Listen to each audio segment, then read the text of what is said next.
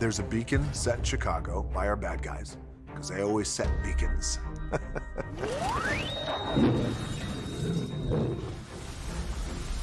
And the beacon is drawing these rampaging monsters to Chicago. Oh, no. I can promise you that they're not going to Chicago to sit and chill and watch Netflix. They're going to Chicago to wreck shit.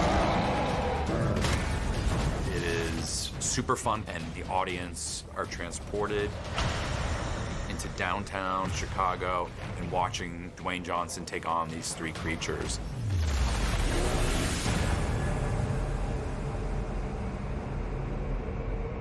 Chicago was linked to the game. The lab was in Illinois. But the other thing that was more practical to the story was just where it sat inside of the U.S. in terms of the creatures and where they would converge to. Their trajectories have them both going in a straight line to the city. Two different species making a coordinated long-distance journey that just doesn't happen. I'd never been to Chicago before, so the first time I went there, I just kind of took in the city like a tourist, and I based what I did in the movie on that. It's such a strong architectural city. So you want to hit those iconic moments. People that are from the city recognize, people that visit the city want to go and see. We had some initial conversations about how the production was actually going to shoot the action sequence at the end. Obviously, we're not going to destroy Chicago, and there were going to be three aspects that we had to pull together. One, shooting plates of these famous buildings. Then we're also going to shoot a lot of the action with Dwayne that had to be really rooted in the environment. They were building sets on the backlot that he could interact with. But then we have to do all the digital destruction in that environment, and the creatures have to be smashing through it and tying that all together.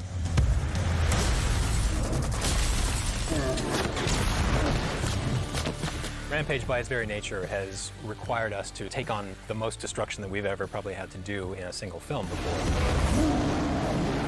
We've got the three monsters, we have Dwayne Johnson, and of course we have our big buildings that we're destroying, which is kind of our fifth star of the movie. In order to bring this to screen, it basically required us to reconstruct the entirety of what we see in Chicago. First in an undestroyed state, because we actually have to show that destruction happening. So, of course, we had to collect reference. We had teams on the ground in Chicago collecting thousands and thousands and thousands of photographs. Weta, they had our LiDAR, which gave them the real photographic elements of Chicago pre-destroyed. It was critical to Brad to make sure that Chicago felt like you were there. And in order to achieve that, we had to actually film there. We knew that was going to be one of the hardest sequences in the movie to pull off. And we actually went to Chicago and shut down entire Michigan Avenue. And we had to shut down the river going through Chicago. We had to shut down the bridges going over that river. There is a huge military aspect to this. We had a massive unit there and boots on the ground there.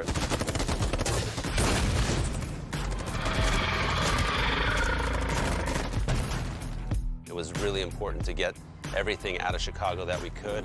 We brought on Fred North because he's the best in the business at the helicopter aerials. You have a pilot who is not just willing, but very, very capable, and will do insane stuff.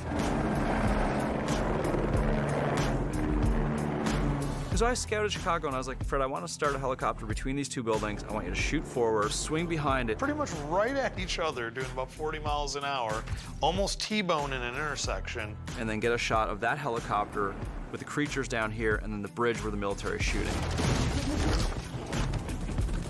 There was a lot of news footage coming out of Chicago on the days we were shooting because the helicopter was flying 30 feet above streets and flying through their buildings, and his footage is unparalleled. We got all the footage we needed out of Chicago, and then we built these big sets so that we could actually have Dwayne touch, run on, and interact with.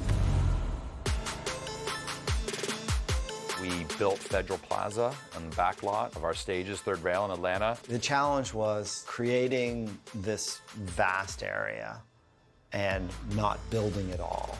To build practical sets everywhere we possibly could build them, and add a little bit of green screen just helped me as a performer. It was invaluable. These sets are ridiculous. They're astounding. They're truly astounding. We're shooting on top of a built rooftop of a skyscraper. The Willis Tower rooftop, it's a big part of the third act. They shoot it clean, and after the fact we build it, they started talking about they wanted the building to shake. So when George is jumping up on the rooftop, ripping stuff apart, we're throwing real pieces of debris at the actors. The floor is shaking, all the scaffolding stuff is wiggling around. So we're giving the combination of big digital extensions, but the pieces they're on are alive.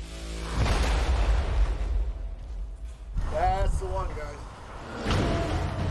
The creatures climb up it, do quite a bit of damage, and in the process, it becomes structurally unsound and comes down. Willis Tower is the second largest building in the United States, in the top 20 of the largest buildings in the world. It's 110 stories, over 1,400 feet tall, and for simulations and effects, that's a lot of geometry. That's a lot of things in computer graphics to have to simulate and calculate. Oh my God! Oh my God! Oh my God! Literally riding them in helicopters like you're riding an avalanche. Oh my God! So that one single event unfolds over the course of a dozen shots or so. So there's quite a bit of work there just in terms of destroying it in a believable way for something that size. Typically, a lot of the times if we do digital city work, you're building the facade. You see the windows, you see the outside walls, maybe you see some lights inside, but you don't really have to think about how the building was built. This is a little bit different. Knowing that this tower has to fall down in order to build these assets in the first place, we have to do a lot of historic research. What were the construction methods used? What does the steel structure look like underneath this building?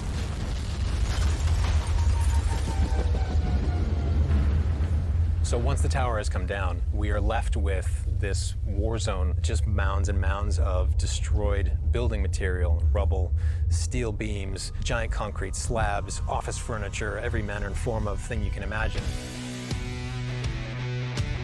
We built little islands of debris, and we put Dwayne on these different islands depending on where he was. They were completely disconnected from one another, so if you went and saw the set, it would just look like piles of random dirt. But there'd be a helicopter on one and a part of a building on another. What we did is we analyzed when the Willis Tower comes down. We looked at what buildings would it hit and tried to duplicate them as best we could so that when you see the rubble, you literally feel that building. There's tons of rocks all over the place. There's stone, there's jutted edges, there's wires. It's a legitimate destruction site that we've created. Because there is destruction and debris, twisted metal, concrete. It is everywhere. There's smoke machines. You're coughing legitimately. I mean, you're in it. Fog's coming in. Might be too much. It's a different movie. And you would shoot little pieces, then run to the next pile and shoot another piece and run to the next pile and shoot the stunt. And we then give it to Weta, and then Weta just goes to town and does their magic.